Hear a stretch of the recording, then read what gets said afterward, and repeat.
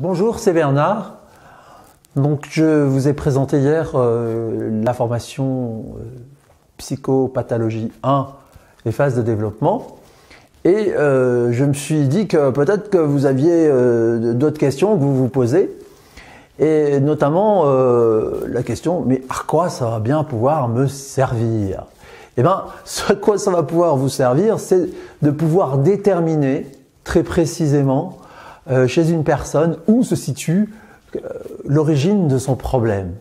C'est-à-dire que si on prend par exemple dans des cas comme les troubles du comportement alimentaire, eh ben, vous allez vous rendre compte que parfois un trouble alimentaire eh ben, se trouve, vous allez très vite pouvoir déterminer qu'il se trouve dans une période très précise de l'enfance. Et donc, c'est à ça que ça va vous servir. Et ça va vous servir aussi à avoir une connaissance plus intime, c'est-à-dire une connaissance plus intime de la personne parce que vous allez savoir exactement où poser les questions. Qu'est-ce que vous allez questionner?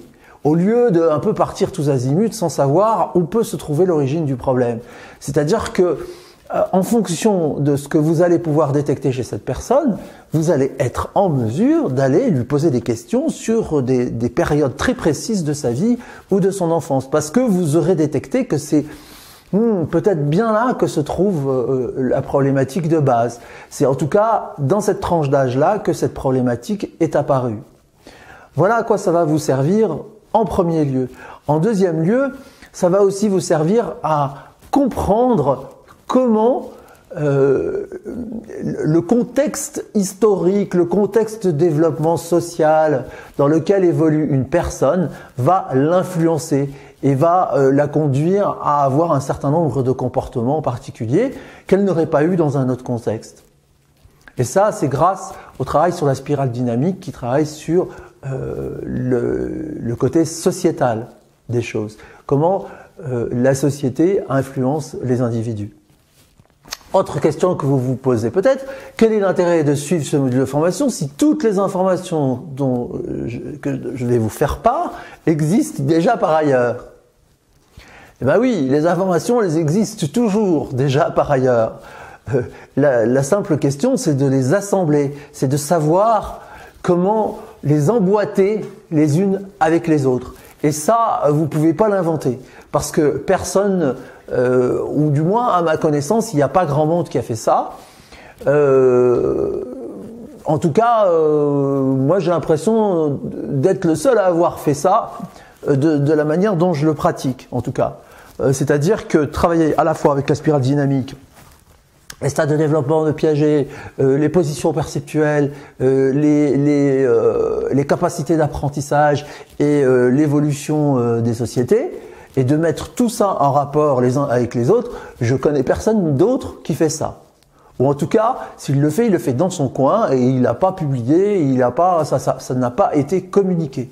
Donc voilà, là vous êtes, en tout cas, là vous avez une garantie, c'est que la nature des informations, la nature de ce que je vais vous transmettre, vous ne la trouverez nulle part ailleurs. Ça va vous donner une originalité dans votre travail. Alors, peut-être que vous vous demandez si c'est pas trop abstrait ou trop technique, etc. Eh bien non, pas du tout, parce que vous allez pouvoir relier tout ça à votre expérience personnelle, à votre expérience intérieure. Vous allez comprendre aussi vous-même vos phases de développement.